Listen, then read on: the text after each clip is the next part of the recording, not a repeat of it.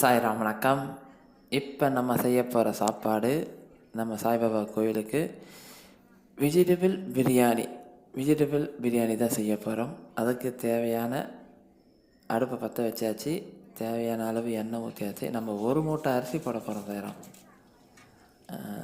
கடல் பாசி, ஏலக்காய், லவங்கம், அந்த வெஜிடபிளுக்கு பிரிஞ்சிக்கு தேவையான எல்லா மசாலாவும் போட்டாச்சு. அது நல்லா வந்தவுடனே வெங்காயமும் அதில் போட்டுடணும். முதல்ல வெங்காயம் போட்டு நல்லா எண்ணெயில் வதக்கணும். எண்ணெயில் எவ்வளோ வதக்கணுமோ அவ்வளோ நல்லா இருக்கும். சார் வெங்காயத்தை பொறுத்த வரைக்கும் வெங்காயத்தை நல்லா வதக்கணும்.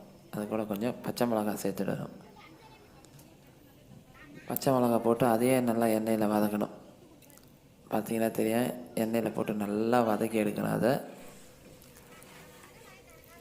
எண்ணெயில் நல்லா வதக்க தான் அந்த வெஜிடபிள் பிரிஞ்சி ரொம்ப நல்லாயிருக்கும். வெஜிடபிள் பிரிஞ்சி அவ்வளோ சூப்பராக இருக்கும். வதக்கிறதுல கொஞ்சம் டைம் ஆகும். இப்போ நல்லா வதங்கிடுச்சு. இஞ்சி பூண்டு பேஸ்ட்டு நம்ம அதில் போட்டுடலாம். சார் இஞ்சி பூண்டு பேஸ்ட்டு அதில் போடணும். இப்போ ஆனால் எண்ணெய் நல்லா பொன்னிறமாக வதங்கணும். வெங்காயம் பார்த்தீங்கன்னா இப்போ நாம் வெங்காயம் வதங்கிச்சு. இஞ்சி பூண்டு பேஸ்ட்டு நம்ம அதை மிக்சியில் அரைச்சாச்சு. அதையும் போட்டு நல்லா வதக்கணும். ஏன்னா இஞ்சி பூண்டு பேஸ்ட்டு வதக்கினே இருக்கணும், இல்லைன்னா அடி பிடிக்க ஆரம்பிச்சிடும்.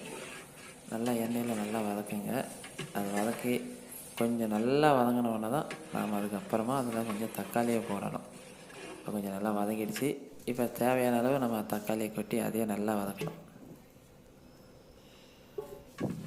தக்காளியை நல்லா வதக்கணும், இல்லைன்னா அந்த ஒரு தக்காளி சாதம் மாதிரி ஆகிடும்.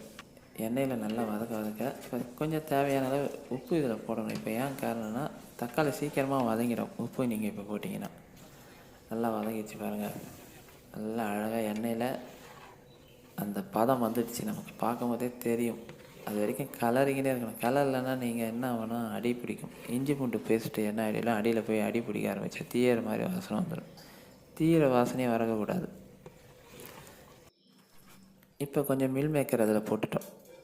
மில் மேக்கர் போட்டு நல்லா கலரிட்டு காய்கறியும் போட வேண்டியதான். காய்கறினா என்னென்ன காய்கறி? கேரட்டு, பீன்ஸ், உருளைக்கிழங்கு, இதுதான் நம்ம இதில் போடுவாங்க. கேரட், பீன்ஸ், உருளைக்கிழங்கு அதையும் போட்டு நல்லா வதக்கிட்டு நிறைய காய்கறி போடுங்க, ரொம்ப நல்லது. ஏன்னா கொஞ்சம் புதினா இப்போயே போட்டுடணும். காய்கறியோடு புதினா போட்டுருங்க. போட்டு அதையும் நல்லா கிளறி விட்டுட்டு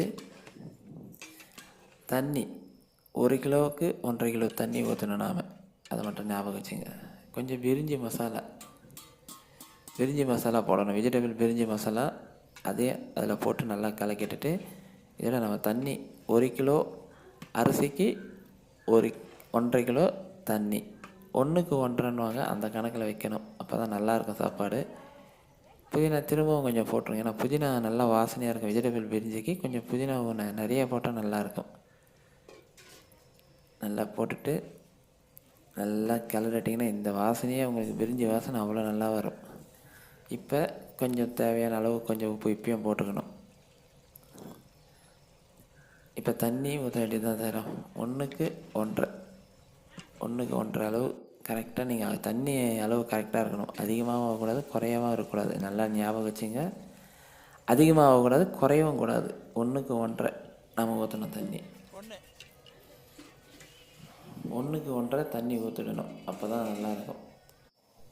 தண்ணி 5 நிமிஷத்துலேயே கொதிக்க ஆரம்பிச்சிடும். அதுக்கப்புறமா நம்ம அரிசியை ரொம்ப நேரம் ஊற வைக்கக்கூடாது. அப்படியே அரிசியை கழுவி எடுத்து ஊற்றணும். கொஞ்சம் நல்லா பிராண்டான அரிசியை போடுங்க. ஏன்னா அப்போ தான் பிரிஞ்சி நல்லாயிருக்கும். கொஞ்சம் குழஞ்சி போகிற அரிசியாக போட வேண்டாம், நல்ல பிராண்டான அரிசி. அதை போட்டுட்டிங்க மூடி வச்சிங்கன்னா சாப்பாடு கொஞ்சம் கொதிக்க ஆரம்பிக்கும். நாம் கொஞ்சம் கிளறி விடணும் அடியிலிருந்து. காரணம் என்னென்னா அடி பிடிக்காமல் இருக்கிறதுக்காக. பாருங்கள் நல்லா கொதிக்குது. அதை கிளறி விட்டுட்டிங்கன்னா அதுக்கப்புறமா நாம் என்ன பண்ணணும், நல்லா கிளறி விட்டுட்டு அதை அப்படியே மூடி விட்டுட்டிங்கன்னா தம் கட்டிங்கன்னா சுவையான வெஜிடபிள் பிரிஞ்சி ரெடி. நாம் பாபாவுக்கு படைச்சி அன்னதானம் செய்ய வேண்டியது தான். இப்படி நீங்கள் வீட்டில் செஞ்சு பாபாவுக்கு படைங்க. உண்மையிலே சாப்பாடும் ரொம்ப நல்லாயிருக்கும்.